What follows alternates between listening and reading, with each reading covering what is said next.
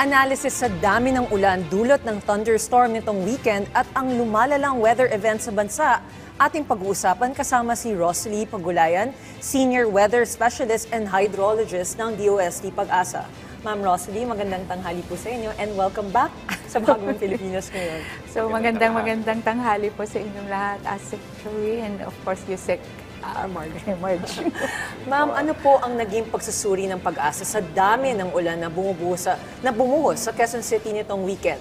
Tama po ba na sabihing halos kapantay o mas mataas pa ito sa naitala noong Typhoon Ondoy? Okay, so una po, no, tignan natin yung mga datos po, no. So yung datos po na naitala nitong Saturday na to, meron po siyang naitala na for 1 hour ay 96.6 millimeters. At kung titignan po natin yung naitala din po o yung mga nakuhang images ng ating po mga radar, talagang nakatutok yung kaulapan dito po sa Quezon City. Whereas kung i-compare po natin ito sa pag-ulan ng Ondoy, malawakan yung naging pag-ulan ng Ondoy. Kaya kung titingnan po natin, yung naging impact niya is talagang malawak din naman. So parang mahirap pong i-compare these two systems because ang nangyari po nung Saturday is a localized thunderstorm. Pag sinabing ganong localized, ma'am, so kasi ang sinasabi, ang nakikita nating video, puro Quezon City lang talaga yung napuruhan. Minsan nakikipag-chat ka, syempre, umuulan ba sa inyo dyan? So, sasabihin na iba, oo. So, ang thinking ng tao, buong Metro Manila, pati mga karating probinsya. Pero bakit nangyayari yung pag-concentrate o pag-localize ng rain cloud sa isang lugar? Meron po bang, syempre, merong scientific factors yun? Opo. So ito po ay localized, so microscale po ito. Maliliit lamang po ito na pwedeng mangyari, gaya po nung nangyari nung Sabado, no? So nakita natin ang lakas ng pag-ulan sa QC, pero coming yung mga office mates ko po coming from Manila, walang ulan sa Metro Manila. In fact, kung titignan po natin yung 24 hours, I think it's only 0.5 millimeters for the 24 hours na po yun, ano? So, in-compare natin dito na 1 hour, 96, almost 100 millimeters, na nag-concentrate talaga siya sa Quezon City. So, maari po yan. Marami pong may mga instances po na talagang ito po, nangyayari dito, pwedeng mangyari QC, hindi mangyayari sa Makati or Manila. So, kaya po, ito po yung nakita natin during that time because of this series of networks natin ng mga radars na pwede pong magbigay sa atin itong mga convective activities na ito. Okay, ma'am, based po on your observation, gaano po ba kadalas nangyayari ang ganitong klase ng pag-ulan sa loob lamang ng isang oras? At ano po ba yung magiging implication nito sa ating mga weather patterns, ma'am? Okay. So number one po, no, ang localized thunderstorm, hindi po ito bago sa atin. So siguro nagbabago lang siguro yung severity. So lagi po itong pwedeng mangyari, lalong-lalo na po kung dito po sa tinatawag nating summer months dito sa Northern Hemisphere, no, doon sa panahon po na napakainit ng temperatura natin kasi mabilis po yung tinatawag po nating yung pag-akyat ng mga hangin, ng mga moisture dito, na yun po yung nagpo-fuel or nagiging sanhi para mabuo po yung ating mga kaulapan. Ngayon kung meron din naman po tayo ng tinatawag na atmospheric instability, so ibig sabihin mainit talaga dito sa kalupaan tapos malamig, medyo malapig doon sa atmosphere. So yung sitwasyon po na yun, ano, unstable, so mas napo-fuel po yung pagbuo ng ating po mga thunderstorm. So base po dun sa lokasyon siguro ng Pilipinas, yun siguro ang kailangang maintindihan ng atin pong mga kababayan. Yung lokasyon natin ay talagang nandun po tayo sa tropics kung saan maraming weather system na pwede pong mabuo. Ma'am, base po sa datos ng Pag-asa from the previous years with regard to localized thunderstorms, pwede ba natin sabihin na normal pa rin, karaniwan lang yung naranasan natin o mas magiging severe pa in the coming months o years yung pattern? So we can expect yung mga ganito po, no? Yung mga ganito pong mga iba-ibang severity ng thunderstorm. Pwede po nating ma-expect yan sa mga susunod na araw, sa mga susunod na mga taon. So ano po yan, expected po yan by virtue of our location, yung lokasyon ng Pilipinas, pagdating po doon sa mga convective activities na pwede pong mangyari. Okay. Pero ma'am, nakikita po ba ng Pag-asa na konektado ito sa climate change, ang paglala at pagdami ng ganitong mga weather events? Okay. So maganda po yung katanungan ninyo, no? Very maraming usapin tungkol sa climate change, ano po? So sa ngayon po ay it's too early to say na meron pong connection yung climate change with this single event na nangyari po dito sa Manila. No? Ang nakikita po ng atin pong mga eksperto ay yun pong dahil nagbabago po yung klima natin, yung because of global warming, ay nagkakaroon po ng paglala ng atin pong mga bagyo. We could expect stronger tropical cyclones pero wala pa pong direktong relationship yun pong climate change with the thunderstorm activities. Base po sa datos at sa models, malalaman po ba natin kung anong specific areas ang prone talaga sa localized thunderstorm of this severity? Masasabi man natin na Quezon City ulit, Manila ulit, o yung ibang bahagi ng bansa? Yun po ang maganda sa Department of Science and Technology, no? So we are really investing. Pagdating po dito sa mga monitoring ng precursors of hazard, like ito po, meron na po tayo ng network of radar stations na ito po, sila po yung nakakakita nitong mga convective activities at base rin po dito sa mga images ng radars ito po ang ginagamit natin na basihan pag-issue naman din po nung tinatawag na thunderstorm warning at saka yung rainfall warning. So at the same time also, meron din po tayong of course may mga capacity building tayong ginagawa. And of course yung pong mga hazard maps, meron pong GeoRisk PH kung saan naka-highlight po doon yung mga areas that are susceptible to flooding, so mataas yung chance na mag-flood kung meron pong mga ganito pong mga activities. Nabanggit ni Ma'am, convective activities. Naisip ko yung turbo broiler.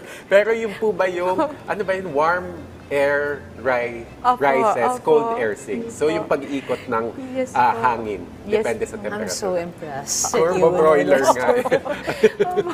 So ganun po yung prinsipyo.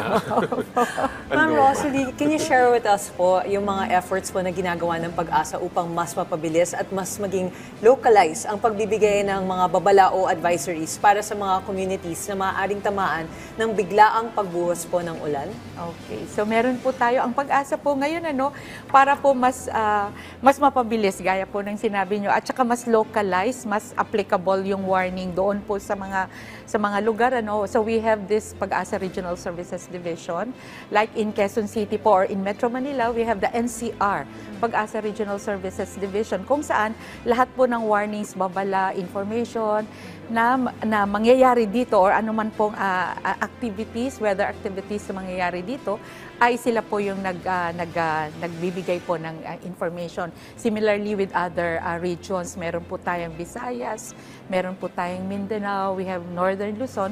So mas localized kasi nakikita nila first hand, ito meron po tayo on a bigger scale, meron tayong bagyo. Pero locally, ano yung nagiging impact niya? So mas nagiging, should I use the word swak? Yung mga warnings because mas localized po, applicable doon sa area of operation itong mga regional services divisions po na ito. So, dahil po nalalaman nyo yung ganun na yung localization, nabibigyan nyo po ng abiso agad yung LGU at saka yung mga Disaster Risk Reduction Management Offices para ano po yung paghahanda na pwede nilang gawin sakaling bumagsak na yung ulan? Yes po, Sir Asik Joey, no? So, mas madali yung coordination din kasi kung nandun na parang mini Pag-asa yon na nandun na sa region so they can directly communicate with the LGUs natin at the local level dun sa countryside po na minsan ay mahirap din mag-contact dito sa Manila pero with the Regional Services Division so mas madali po yung kanilang coordination with them. At least mas mapapabilis po yung download ng information and they can easily mobilize po if kailangan po nilang mag-evacuate.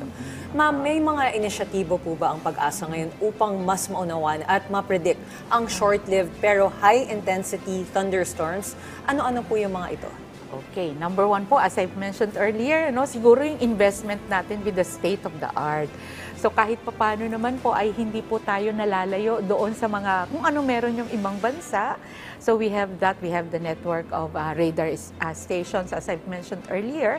And patuloy din po yung capacity building ng ating po mga forecasters. We conduct information education campaign para po kung ano yung warning ay nakikipag-usap tayo sa mga lokal, sa mga community para po ito ba ay may meaning sa inyo? Pag sinabi natin na uulan ng so and so millimeters, no? So para po ganun, mas maganda yung magiging usapan natin with the community na talagang yung awareness nila with the information that we issue ay talagang heighten po yung kanilang awareness. Po. Ma'am, tanong po mula kay Tuesday New ng DZBB.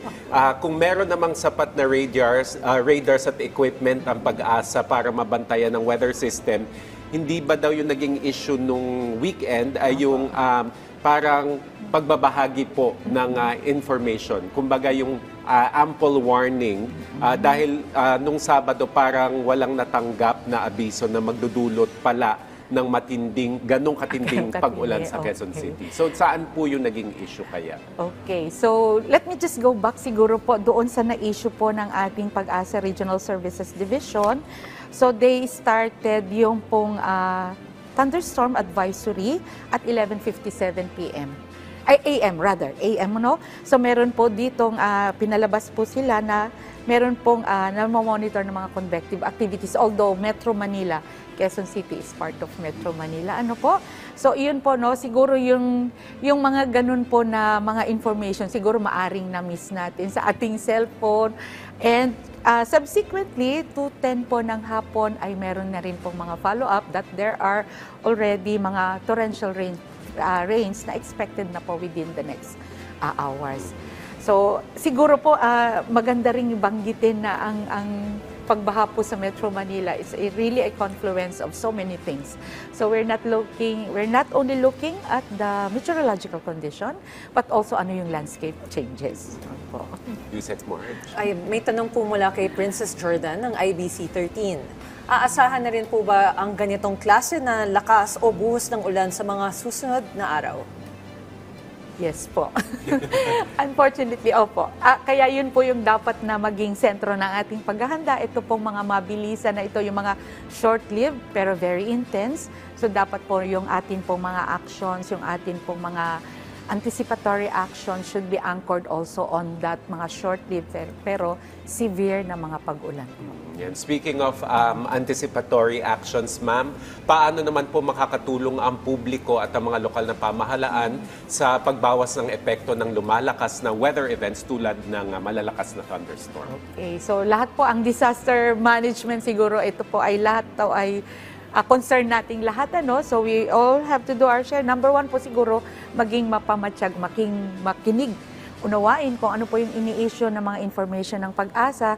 And of course, yung atin pong mga kanal, which nagiging sanhi din po para hindi maging maganda yung flow kung marami pong mga basura or mga sediments on that. So siguro yun yung nakakapagpalala po ng mga pagbaha na ano. So let's just keep it clean.